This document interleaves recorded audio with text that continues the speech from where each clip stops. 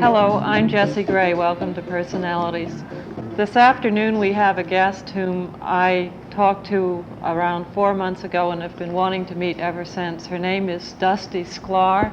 She's the author of the book Gods and Beasts. It's about the relationship of the occult beliefs and the rise of the Nazi philosophy in Germany during, of course, pre- and World War II. She's going to tell us more about it, and I welcome you. Thank you for coming. First of all, before we go into how the occult beliefs influenced Nazism, what do you consider occult?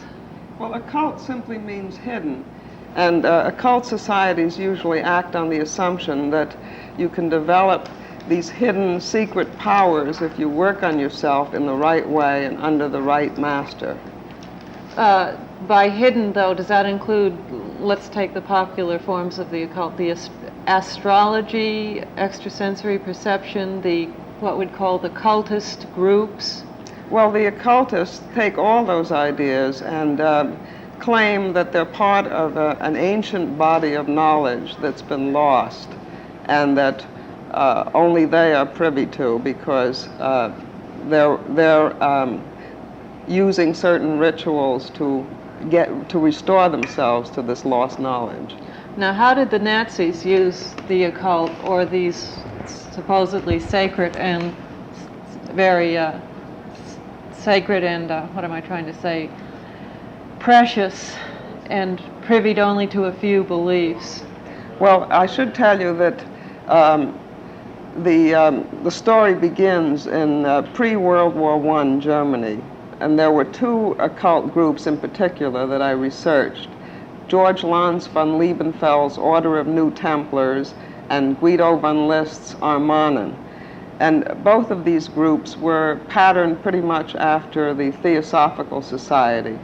Madame Blavatsky had developed a package that appealed to many people all over Europe and in America, and she became the model for occult groups at that time.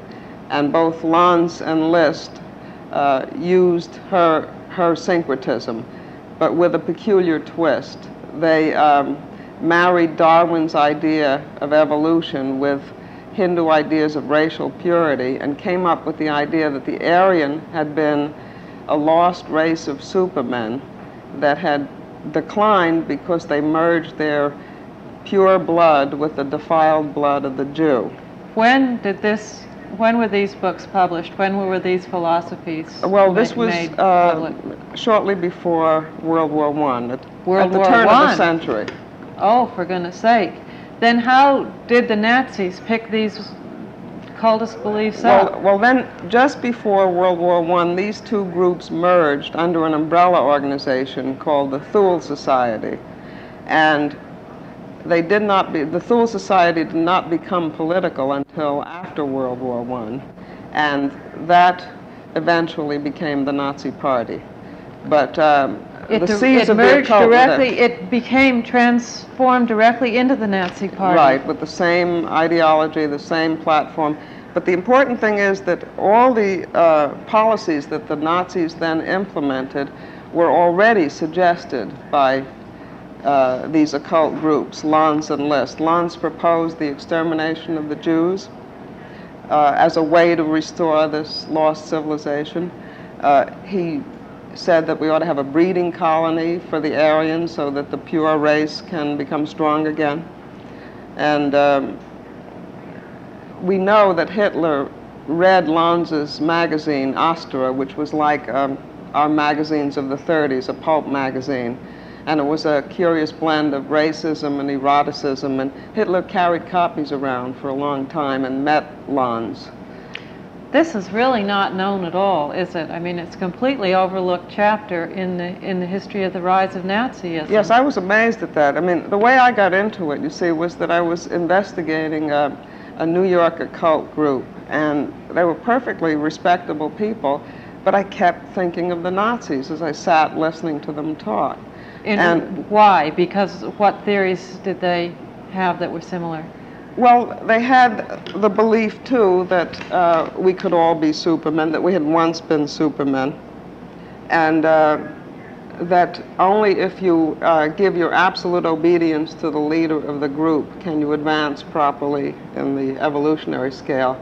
But the main thing was, the shocker was that people coming into these classes cold with me, young, old, educated people, often of good intelligence, took on the ideas presented week after week by the leader of the group, who was a very charming, charismatic young woman. And they began to think that what was black was white and white black. And you saw them slipping into it so easily that right. It suggested to you the way that Nazi Germans could have slipped toward Nazism without even exactly questioning themselves. It was the first time that I saw right under my nose the possibility that people could be transformed in a short time. And that's what gave me the insight. It's very frightening, and we want to talk later on about where America's going today and how a similar thing could rise really anywhere. Let's go back now, though, to the Nazis themselves. If the Thule Society just transformed itself into the Nazi Party, and this is really, I've never heard of that fact before, how did they then go on and use the occult to gain power? In all sorts of curious ways. Some of the members of the Thule Society became important leaders in the Nazi Party. And I've traced in the book all the occult ideas of Himmler, Hess, Rosenberg, and Hitler. And Himmler, for example, set up the SS and used the books of List and Lanz in teaching the SS men. He referred constantly to Lanz and List's books. He had them in the height of the war running all over Europe and Tibet and Abyssinia, spent over 1 million marks during the war to have his SS men researching for traces of this ancient lost civilization. And yet even the obvious and blatant relationship of the occult, what would still be considered occult, with this philosophy didn't dissuade people from just disassociating themselves with it. No, on the contrary, I think the climate before World War II in Germany was pretty desperate, and many young men felt, I think, that the only way they could possibly advance was to join this utopian society which would create a new aristocracy, and not one based on economic means, but on the purity of the blood. So they were very attracted to it. Many young men were. Another thing to remember is that these men had fathers who had been influenced by Lanz and List. They were taught by teachers who had been influenced, so that this was not a totally new thing to them. But the main thing is that Hitler appealed to people on the basis that he was going to usher in a new age, and that they were going to be the new men in this new age. They were going to be the elite, and this was terribly appealing. And he must have taken very seriously the fact that these beliefs also held the fact that a new Messiah or a Messiah was necessary, and everybody had a blind obedience to the Messiah, that was a necessary and integral part of this whole occult belief. Am I right? Yes. One of the surprising things that I found in researching the book was that the Messiah was awaited with great eagerness long before Hitler came. This, too, began in the late 19th century. There was very much the feeling of the last days, and the second coming of the Messiah was expected imminently. And Lanz tried to put himself forth as the Messiah, and so did List, and it didn't work. But a lot of people around were preaching the coming of the Messiah. And Hitler, when he first came on the scene, did not declare himself the Messiah. He was only the herald. But gradually he evolved into the Messiah figure. And contemporary observers have written that they used to see pictures in Germany of Hitler in store windows flanked by pictures of Jesus. Really? And that these were yanked out at some point. where did the belief of Jewish, the need to attack the Jews and the belief that the Jewish people were dangerous, how did that evolve as part of all of this? Why did they single out the Jews? Well, the Jew became the personification of everything unnatural in Germany. Along with this interest in the occult came an interest in a return to primitive simplicity and nature, and the belief was that the Aryan, because he was a member of this ancient lost civilization, had special powers that he could awaken by communion with the soil and by conjuring up spirits in old stones and buildings. And so the feeling was that the Germans were connected somehow to their place, and the Jew was the displaced person. He was the urban person, and he was blamed for everything that had gone wrong with the Industrial Revolution. He was the city person, the man who was out of touch with his intuitions, and therefore could not develop these special powers. Does, in fact, every cultist group, or we can say every political group, any group of any sort, in fact, somehow come to the point where they have a messiah and a scapegoat? Does that seem the natural evolution of at least a cultist group?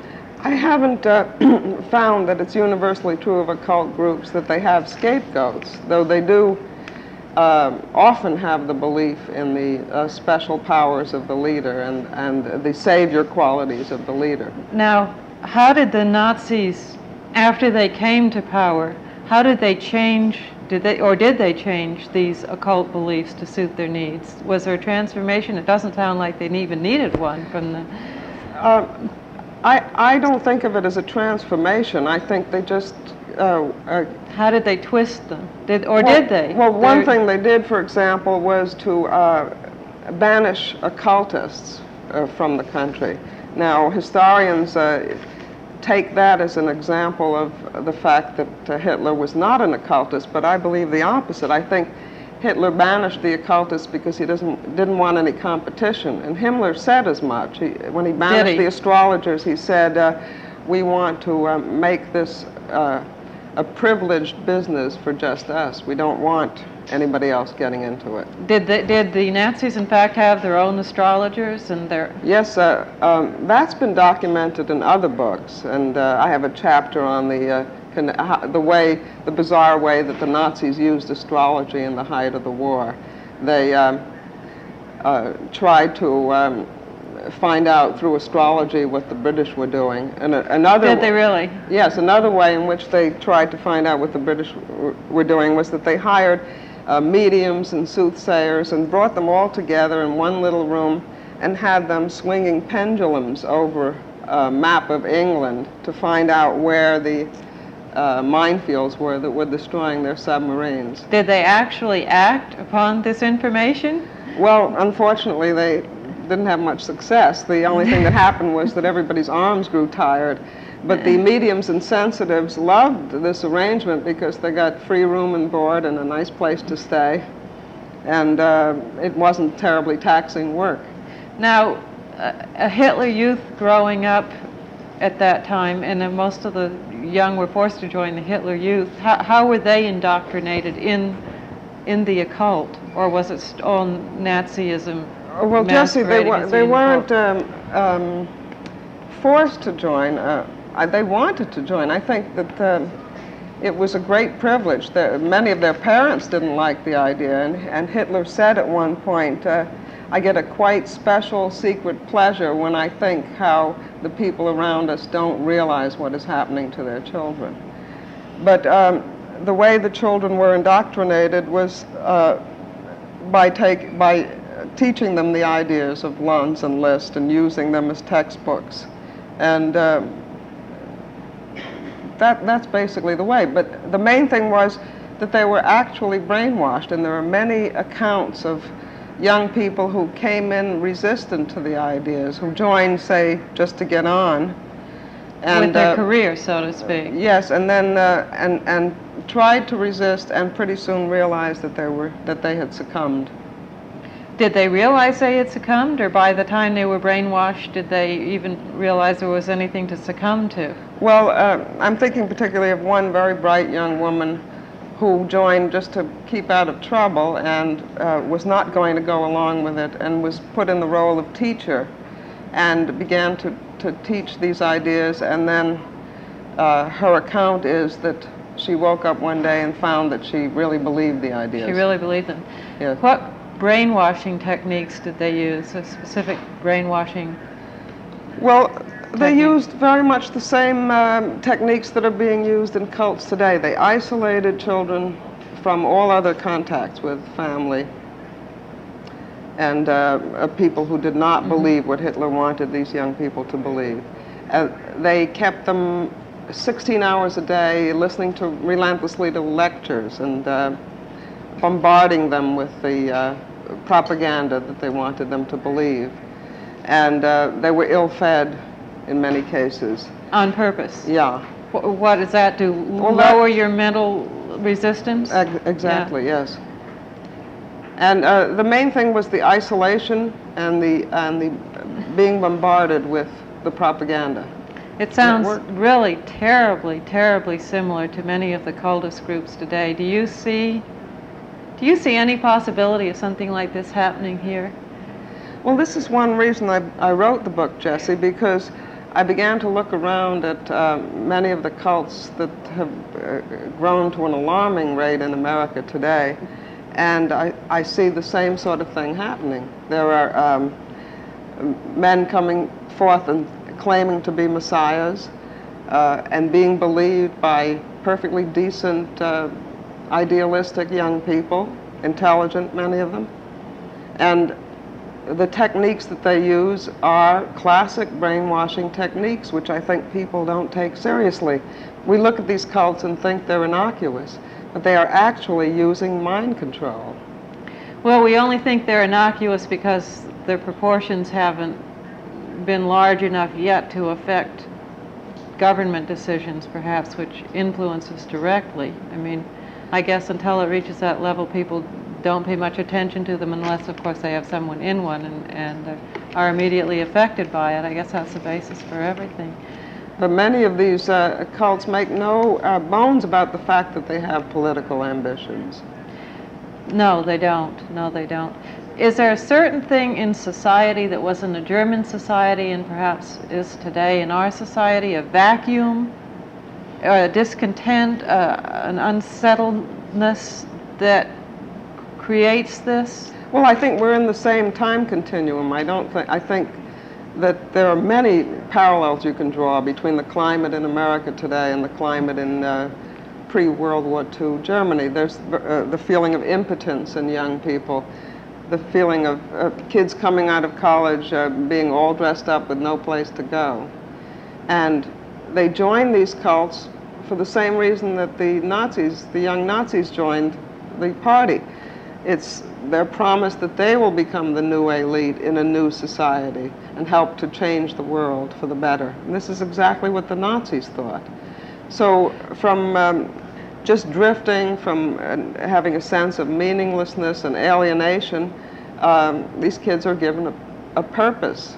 It seems to be the pattern for any dictatorial group, because I think of the communists too. I mean, it's exactly the same pattern for a child trying to get into the young Communist Party. The same brainwashing techniques, the same idealism is brought, or at least imposed, and seems endless. You'd think it would stop after people learn and other, for instance, the Nazis have been exposed, but it doesn't stop. It just changes form a little and keeps right on going, doesn't it? Well, I don't think people are paying any attention. I mean, I think this too happened in Nazi Germany. After the war, people said if we had only known what Hitler was about, we would have stopped him right at the beginning. And today in America, there are people who are assuming a lot of power and amassing a lot of wealth and influencing many, many young people, and nobody's doing anything. I think years from now, they may look back and say the same thing. If we had only known what this man was about at the beginning. Do you see the cults rising to that much power?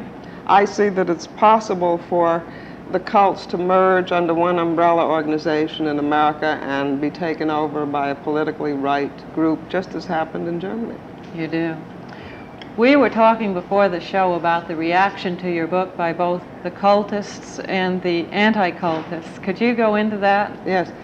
Well, many of the people who believe in the occult like the book, which surprised me, because they say it proves that the Nazis did indeed have supernatural powers. It proves the existence of these supernatural powers, and they don't go along with my interpretation of what happened, but at least they're pleased to see that I'm saying that the Nazis were steeped in the occult, even if they used the occult in a bad way.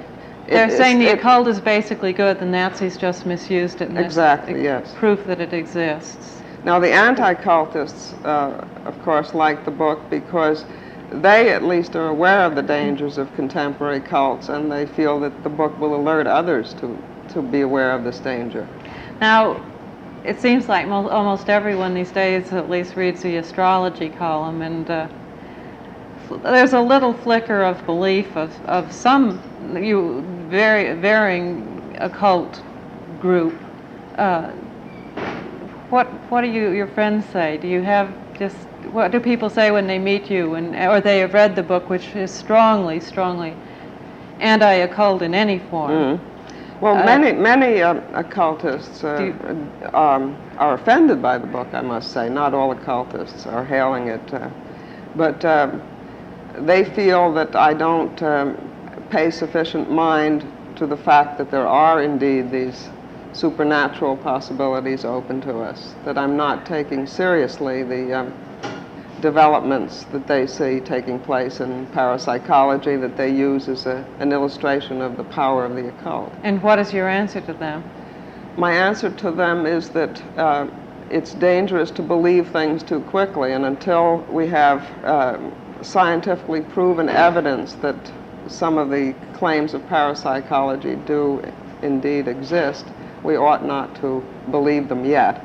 I like what Radhakrishnan said about that. If we believe absurdities, we shall commit atrocities, which is just what happened in Nazi Germany. How long did it take you to write Gods and Beasts? There's a tremendous amount of research, and yet it doesn't read like a book that's just dry research. It's so full of pungent quotes and facts and historical events that it's very alive.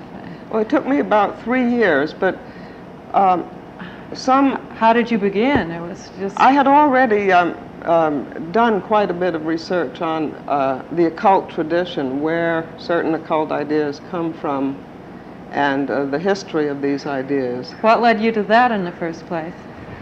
Well, I think I got into that when I observed that many people around me were interested in the occult and taking on these ideas. I wanted to find the source of the ideas, just to be able to understand what was going on. Right.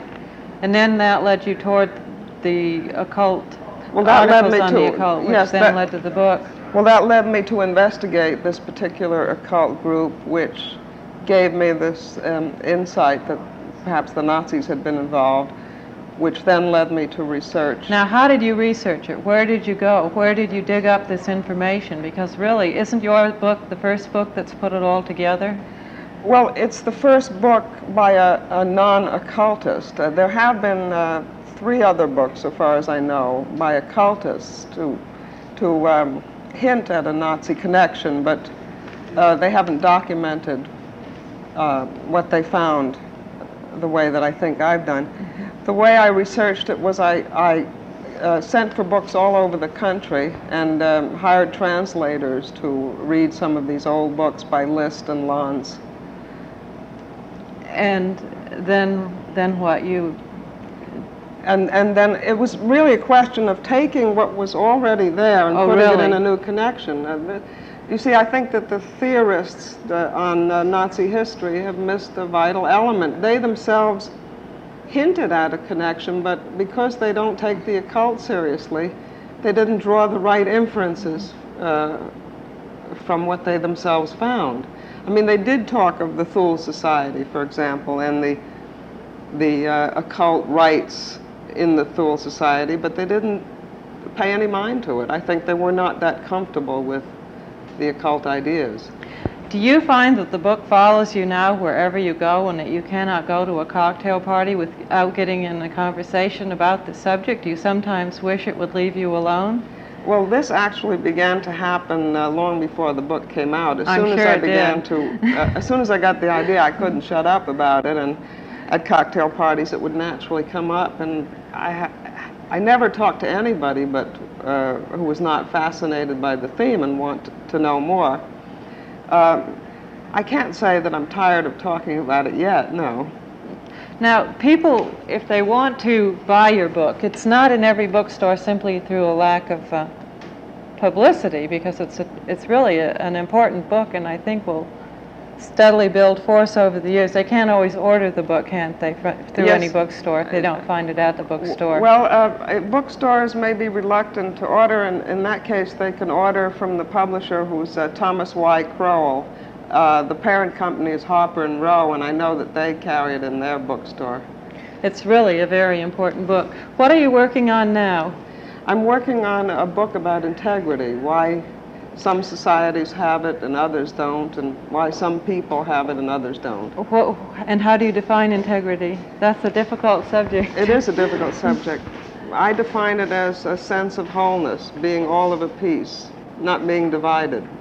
And yet somebody would argue with you that somebody who belonged to one of these groups was all of a piece. You may not like the piece, but they're all together. That's true, but I think that there's another aspect. Oh, I agree with you. I just was trying to find out what you thought. And how far have you gotten in your new book? I'm just at the proposal stage trying to get a publisher. I haven't actually begun to write it yet, but I'm gathering material and looking into various fields. For example, we talked about medicine before the show. Medical ethics have changed. Is there any one society you'd pick out as having more integrity than another? Does one stand out either historically or present in your mind? I like colonial America myself. I think that it was the people were independent and used their intelligence. I agree. Thank you for being our guest today. Thank you. Our time is up. We've been talking to Dusty Sklar. Her book is Gods and Beasts, published by Thomas Crowell. I'm Jessie Gray. Have a good week.